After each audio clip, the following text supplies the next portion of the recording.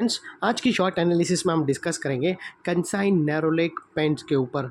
और दोस्तों, ये एक तरह का हमारा प्योरली रेड अलर्ट एनालिसिस है। और किसी को अगर ये स्टॉक के अंदर फ्रेश पोजीशन बनाने का इंटरेस्टेड हो तो वो अपने एडवाइज़र को पूछकर थोड़ा वेट कर सकता है, क्योंकि ये स्टॉक आपको करंट लेवल से और भी डाउनसाइड चीपर लेवल पर मिलेगा। बिकॉज यहाँ पर मल्टीपल नेगेटिव फैक्टर्स एक साथ ब्रेकडाउन हुए हैं, जिसके तहत ये स्टॉक करंट लेवल से और भी डीप डाउनसाइड करेक्शन के लिए रेडी है। और सेकेंडली दोस्तों, ये तीसरा वो स्टॉक है पेंट का, जैसे हमने प्रीवियसली डिस्कस किया था एशियन पेंट के अंदर, बर्जर पेंट के अंदर, और अभी ये कंसाइन नैरोलेक पेंट, ये तीसरा स्टॉक है जो टोटली ऑयल पे डिपेंड है। और ऑयल का प्राइस हाई है तो इसका रॉ मटेरियल लोगों को हाई हैवी कॉस्ट पड़ेगा, जिसके वजह से इसके प्रॉफिट मार्जिन पे इफेक्ट पड़ेगा। तो अभी शॉर्ट टर्म डाउन ट्रेंड में रहेगा, लेकिन जो लॉन्ग टर्म वाले होल्ड करें उन लोगों को कुछ प्रॉब्लम नहीं है। और यहाँ पर दोस्तों, ना ही मैं शॉर्ट सेलिंग की भी रिकमेंडेशन कर सकता हूँ, क्योंकि अगर सब कुछ नॉर्मल हो गया तो वापस ये स्टॉक सारे बाउंस मारेंगे। और क्रूड ऑयल जैसे ही नीचे आएगा तो जितने भी ये ऑयल डिपेंडेंट कंपनियां सेक्टर्स हैं वो वापस उन लोग में बाउंस आएगा। और अगर ज़बरदस्त सस्टेन बाउंस आया तो फिर आपका स्टॉप लॉस ट्रिगर हो जाएगा। वो लिहाज से दोस्तों शॉर्ट सेलिंग से परहेज़ करना। यहाँ पर अगर व्यू रखना है तो बाय भी नहीं करना और शॉर्ट सेलिंग भी नहीं करना, तो ये बेटर रहेगा। लेकिन अगर आपको करना है तो कर सकते हैं अपने एडवाइज़र को पूछ कर, और स्टॉप लॉस को अपने हिसाब से मैनेज करके। और दोस्तों, यहाँ पर भी हमने 2 महीने पहले हमारी चैनल पर रिकमेंड किया था, जैसे हम, क्योंकि सारे पेंट स्टॉक में एक के बाद एक ब्रेकआउट्स आया था। एशियन पेंट के अंदर ब्रेकआउट आया था, हमारा टारगेट अचीव हुआ 14% का। बर्जर पेंट के अंदर ब्रेकआउट आया था, हमारा टारगेट अचीव हो गया 18% का। और वो 14 और 18% के बाद फिर करेक्शन आया, और इसके अंदर भी ब्रेकआउट आया था, हमने रिकमेंड किया था। लेकिन दोस्तों, यहाँ पर टारगेट आया नहीं है और ये नेकलाइन के पास ही घूम रहा है, और हमारा स्टॉप लॉस भी इसके अंदर हिट नहीं हुआ है। लेकिन यहाँ पर हम एडवाइस करते हैं कि पोजीशन अभी वाइंड अप कर देना। आपकी जो भी पोजीशन हो, नेट टू नेट हो या फिर प्रॉफिट में हो या फिर माइनर लॉस में हो, अभी आप व्यू ये होना चाहिए कि इस पर प्रॉफिट बुक करके फ़िलहाल बाई साइड पे खड़े रहना, खतरे से खाली नहीं है। अभी दोस्तों हम एनालिसिस करेंगे, और जिस किसको भी लगे तो वो बैक डेटेड वाला वीडियो का लिंक डाल दूंगा, लेकिन कोई मतलब नहीं है, क्योंकि ना ही हमारा स्टॉप लॉस हिट हुआ है ना ही टारगेट हिट हुआ है, उसके बीच में ही ये यहाँ पर नेगेटिव स्ट्रक्चर दिखा दिया है, तो हम इससे फ़िलहाल दूर में रहेंगे। अभी दोस्तों, अगर आप देखो यहाँ पर फ्रेंड्स, अगर आप नोटिस करो ना, तो ये थी बॉटम ज़बरदस्त, यहाँ पर हमने पैरेलल चैनल प्रेडिक्ट करी थी, और ये दोस्तों हमारा टारगेट था अपसाइड में, लेकिन अनफॉर्चुनेटली वो अचीव नहीं हुआ। जैसे हमारा एशियन पेंट और बर्जर पेंट के अंदर हीट हो गया, लेकिन यहाँ पर नहीं हुआ, ये यहाँ पर ही कंसोलिडेशन करता गया। और ये जो ब्लू लाइन था वहाँ एग्जैक्टली हीट आउट हुआ, और वहाँ पर ही उसने रेजिस्टेंस फेस करके नेकलाइन, और ये स्टॉप लॉस था क्लोजिंग बेसिस पे जो अभी भी हीट नहीं हुआ है। लेकिन हम यहाँ पर रिकमेंड नहीं, व्यू देते हैं कि अगर आप यहाँ से कट लो तो सही, ज़्यादा बेहतर रहेगा। अभी दोस्तों, ये सारे स्ट्रक्चर में निकाल देता हूँ, इसका ऑफ नो यूज़ है। अभी यहाँ पर जो नेगेटिव स्ट्रक्चर बना है उसके ऊपर फोकस करेंगे। और दोस्तों, एक और चीज़ याद रखना है कि जो स्टॉक ज़्यादा बड़ा नहीं है, मतलब जो ये अगर आप देखो ना, तो एशियन पेंट और बर्जर पेंट अच्छे खासे बढ़ चुके हैं, तो उन लोग में गिरावट थोड़ी डीप रहेगी। और जो स्टॉक ज़्यादा बड़ा नहीं है उन लोग पे गिरावट आएंगी, ऐसा नहीं है। लेकिन दोस्तों, एक आएंगी, लेकिन ये सपोर्ट लेता जैसा ये वो अपसाइड में कैसा इसने साइडवे होता होता थोड़ा सा ही अपसाइड गया, वैसा गिरावट भी आएंगी, लेकिन साइडवे होते होते भी आ सकती है। लेकिन अगर ऑयल पे ज़्यादा डिपेंड है तो फिर डीप भी आ सकती है। लेकिन इतना है कि बाई साइड पे बिल्कुल भी खड़े नहीं रहना है। और दोस्तों, यहाँ पर ये वो अपर स्लोपिंग पैरेलल चैनल थी जो स्टॉक को एक अपसाइड ब्रेकआउट मूव दिया था। और यहाँ पर जब तक स्टॉक ये अपर स्लोपिंग पैरेलल चैनल में था, यहाँ पर back to back higher highs बन रहे थे और लोगों की दबाकर नोट बन रही थी। और यहाँ पर अगर आप देखो तो फर्स्ट हायर हाइज यहाँ पर हिट हुआ फ्रेंड, सेकंड हायर हाइज यहाँ बना, थर्ड हायर हाइज यहाँ पर।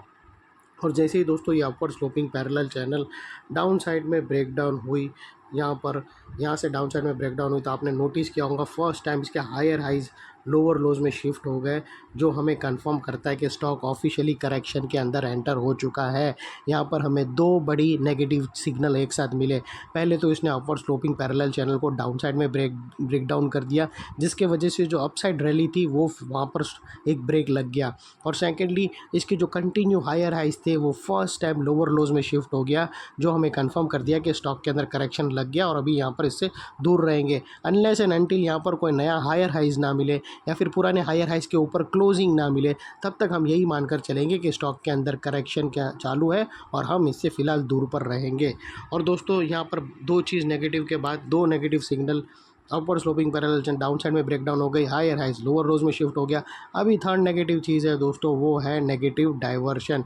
तो दोस्तों अगर मैं आप लोगों को RSI डालकर दिखाऊँ तो यहाँ पर हमें क्लियरली नेगेटिव डाइवर्शन ब्रेकडाउन होता हुआ मिलता है। दोस्तों प्राइस एक्शन के जो हायर हाइज स्विंग अगर आप देखो तो यहाँ पर आप लोगों को क्लियरली विटनेस होंगे। प्राइस एक्शन के अंदर हायर हाइज लगा, लेकिन वही अगर आप देखो तो RSI के अंदर हायर हाइज नहीं लगा, वो डाउन साइड।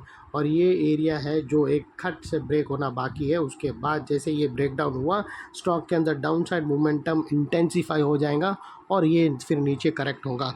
और बात कर लेते हैं यहाँ पर नेगेटिव चार्ट पैटर्न की।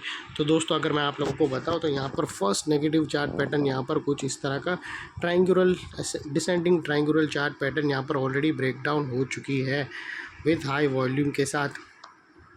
ये अगर आप देखो तो दोस्तों यहाँ पर ये असेंडिंग ट्रायंगल होता है, वैसे ये डिसेंडिंग ट्रायंगल जो ऑलरेडी ब्रेक डाउन हो चुका है। लेकिन दोस्तों यहाँ पर एक सपोर्ट है, जैसा अभी आपको याद रहेगा कि जब भी हम बाई साइड पे डबल नेकलाइन लेकर चलते हैं तो यहाँ पर भी दोस्तों एक डबल नेकलाइन का क्राइटेरिया बनेगा, क्योंकि यहाँ पर एक इमीडिएट सपोर्ट बैठा है। जैसे ही दोस्तों अपसाइड में ब्रेकआउट होता है तो इमीडिएट रेजिस्टेंस होता है, तो हम डबल नेकलाइन लेकर चलते हैं।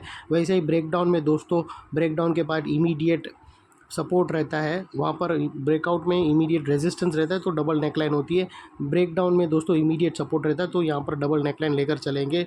और जैसे ही दोस्तों 289 के ऊपर सस्टेन क्लोजिंग मिल गई तो फिर ये स्टॉक को कोई नहीं रोक सकता है। फिर ये डीप डाउन साइड करेक्ट होगा और इसका जो पहला टारगेट निकल कर आएगा वो तकरीबन 272 के आसपास का आएगा, जो काफ़ी डाउन साइड में है।